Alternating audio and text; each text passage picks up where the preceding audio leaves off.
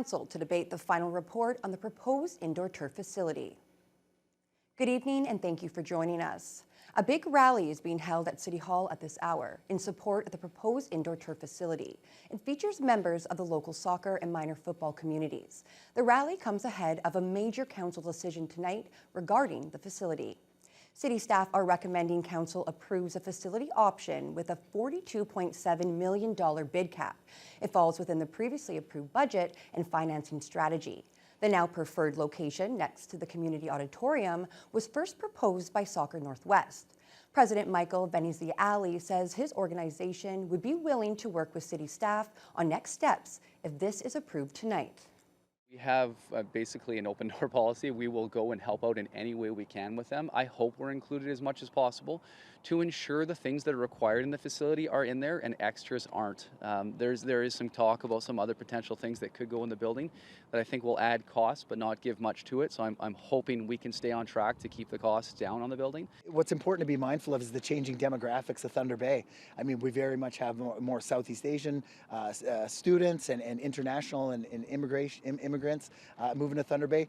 And, you know, turf sports are what they play. We're playing cricket, we're playing soccer, and that's ultimately for the Thunder Bay of the future. This is the facility of the future. If approved, the recommendation would have a tax levy impact of 0.7% to cover operating costs for the facility starting in 2026. The City of Thunder Bay is in discussions with Richardson Grain Terminal regarding the proposed waterfront trail, as a portion would pass through the property. Officials say that's just one of many private landowners that'll have to be worked with to complete the project. Vasilios Bellos reports.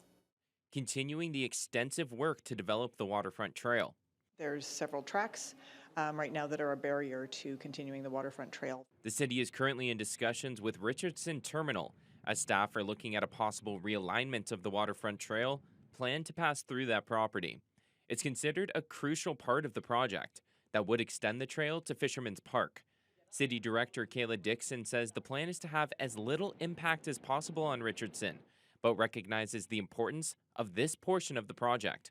Certainly it's a major barrier, so but it's also something that's going to get us to the terminus, which would be great to have users be able to connect into Fisherman's Park and then all the way up through the Boulevard and Trowbridge trails. They've made some changes to their operations, so now we're looking to find something that can hopefully work around those new operations. A consultant is looking into realignment options, which will be presented to Richardson Grain Terminal in the coming weeks.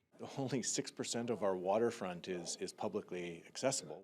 Councillor Andrew Folge chairs the Waterfront Development Committee. He says with so much of the trail still to be developed, there'll be many other private landowners to negotiate with down the line. Involves some goodwill, some collaboration, some negotiation, ultimately. And, you know, sometimes you'll be successful and sometimes there'll be some challenges, but, you know, that doesn't mean that the work stops. We'll continue to work hard and recognize the vision of the waterfront trail as being something wonderful.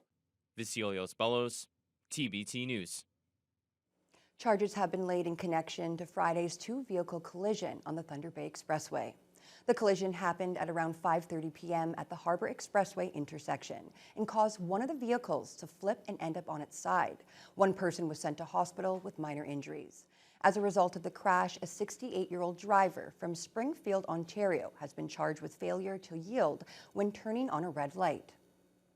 Thunder Bay police officers intervened to prevent a potential tragedy this weekend by reversing a suspected drug overdose. Officers were flagged down for help in the May Street and Victoria Avenue area on Saturday.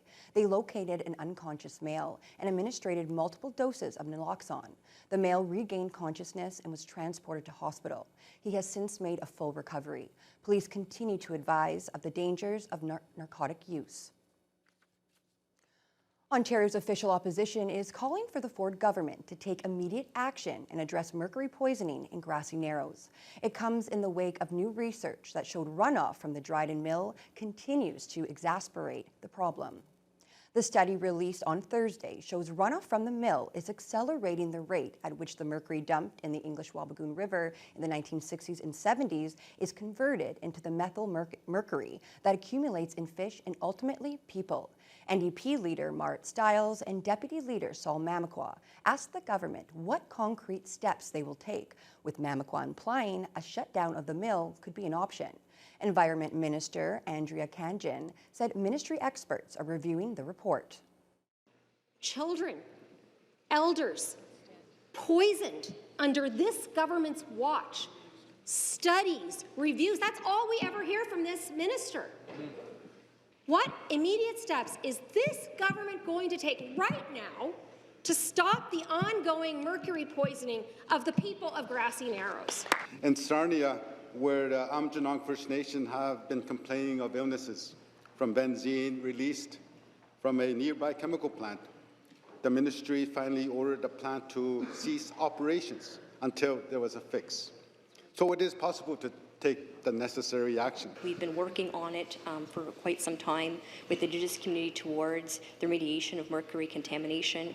We will listen to the subject matter experts. Ministry of Technical Experts will be on hand. A meeting is organized as early as tomorrow to ensure that there's a path forward on this, and we will take all of the necessary studies and all the necessary information in hand, Speaker, and we do take this very seriously. Kangin pointed to the province's ongoing work on the file, which included funding the recent study, and she said her government would leave it to their experts to ensure that swift action is being taken. To Queen's Park now, where NDP leader Mart Stiles is reacting to Ontario's Privacy Commissioner's announcement, and Liberal leader Bonnie Crombie had some words for Ontario's Premier. CTV's Siobhan Morris has the latest. After damning reports from the Integrity Commissioner, the then Auditor General, and the RCMP poking around a decision to open up the Greenbelt to build homes, a new deep dive is on the way. This one from Ontario's Information and Privacy Commissioner. She's been juggling 19 requests that amount to Allegations that political staffers in the government regularly deleted emails related to the Greenbelt, and that they use their personal accounts in an apparent attempt to cover their tracks. Something the Premier condemned. They should be using government-issued emails, as simple as that, and we'll make sure we enforce that.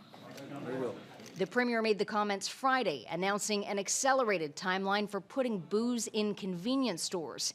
The speed-up will take hundreds of millions of taxpayer dollars, something opposition leaders are hammering Doug Ford on. No one is asking for more access to alcohol sales. What they're asking for is access to health care, access to better education. Ford brushed off the attacks and made a prediction. All these members here, every single person, will be going into their retail store, they'll be going in their convenience store to buy their wine, to buy their beer. Making good on the booze promise more than a year early has ignited rumors the Ford government won't wait until the next scheduled election in June 2026 to ask Ontarians for a new mandate. We are gearing up, as everyone is. Obviously, signs are pointing to that direction. The PC's possibly looking to capitalize on the Liberal leader still trying to find her footing.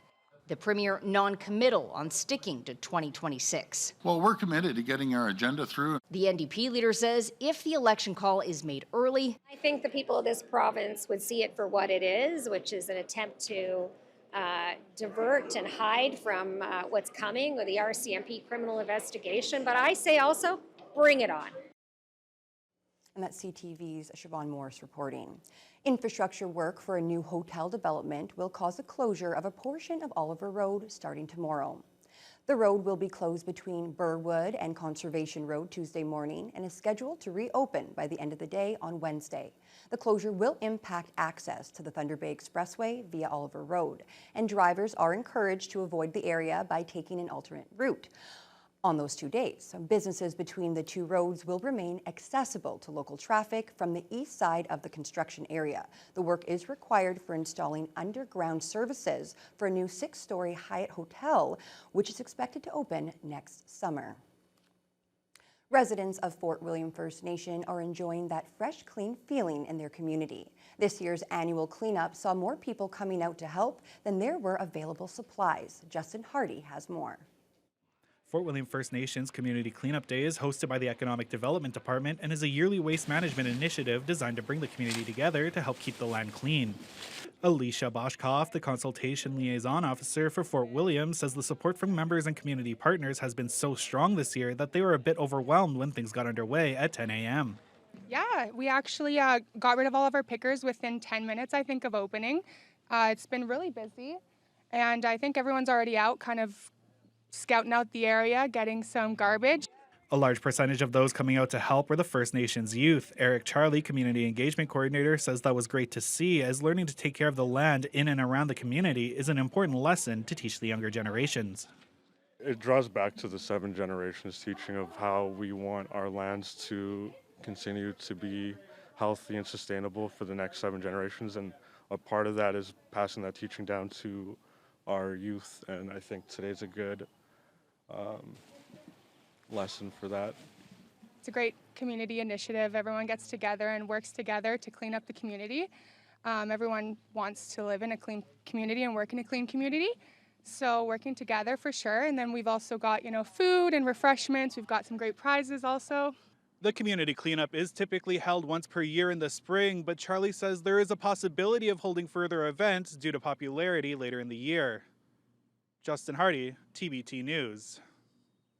Residents were walking around Boulevard Lake on Sunday to support hospice care in the community. The Hike for Hospice Walk is the agency's largest fundraiser and helps support the various services it offers. Jess Clement reports. The 13th annual Hike for Hospice event had over 100 people making the 5-kilometer trek around Boulevard Lake Sunday morning to help raise funds for Hospice Northwest.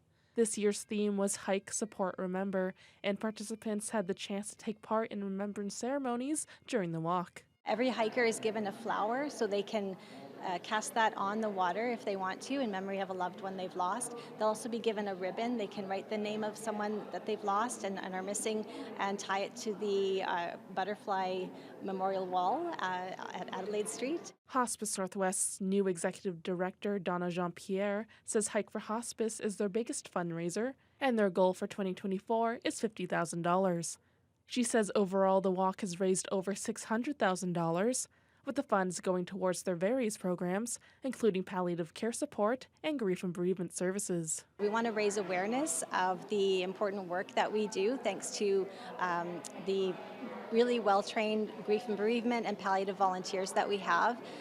We want to make sure that the conversations are happening around the supports that we're able to offer people who are at end of life or going through grief and loss.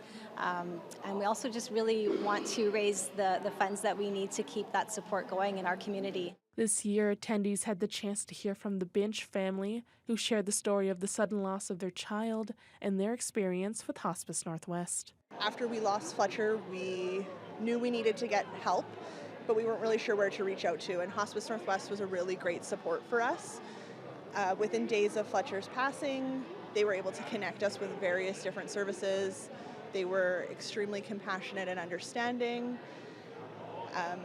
Since then, in the last year, we've attended quite a few different workshops and programming for ourselves and for our 4-year-old son. They emphasized how helpful the organization can be for those grieving loved ones. I would recommend the services to anybody that's grieving the loss of someone that they love.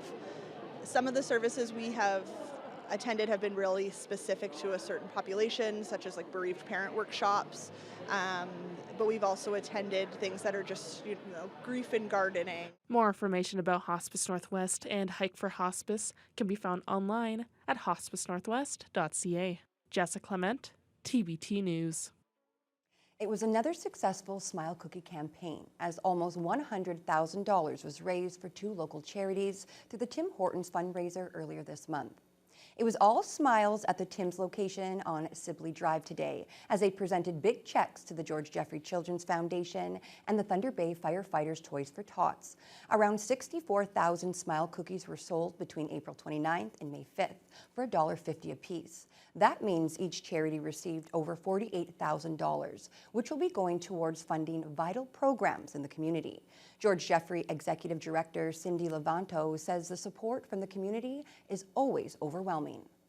It's incredible. I mean, they're delicious cookies, and of course the staff are awesome at the stores because they're promoting and selling them for the charities. And of course all the volunteers come in and decorate them before the cookie launch and during the week of the cookie launch. So the community is really great with supporting us and enjoying those Smile cookies. Every year the community comes together, rallies for our 2 Smile cookie programs now that we have, and every year it just exceeds our expectations. We're selling a lot more cookies, donating a lot more money locally, so it's a great program that continues to deliver every year for us.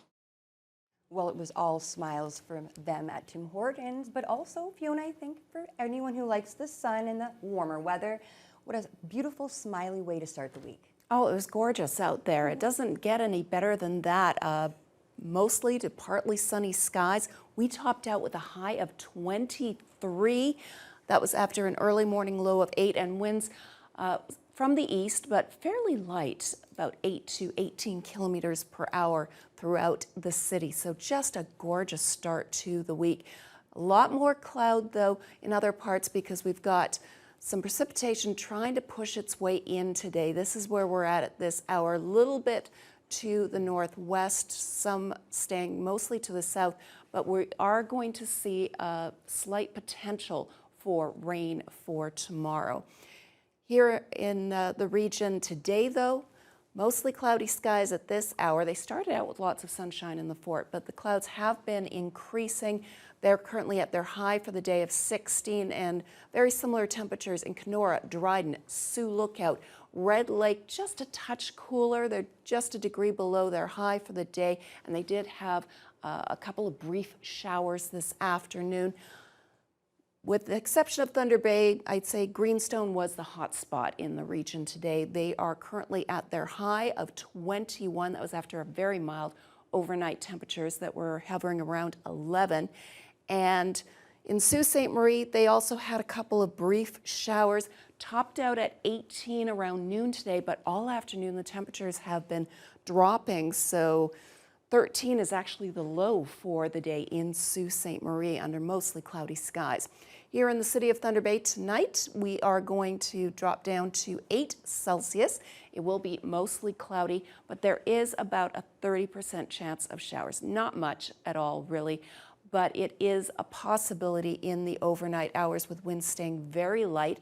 And as we head into Tuesday, might see a bit of a hit in our daytime highs, but the rest of the week is still looking bright and sunny. So got some good news for That's folks. perfect. I'll take that. I'll take that. Thank you so much, Fiona. You're welcome. Well, when we come back, an overnight airstrike in Rafah hit a Palestinian refugee camp. And it's prompted a response from Israel's Prime Minister Benjamin Netanyahu, who is calling it a tragic mistake. We'll have more on that as your Monday News Hour continues. Something unfortunately went tragically wrong, Israeli Prime Minister Benjamin Netanyahu told his country's parliament today.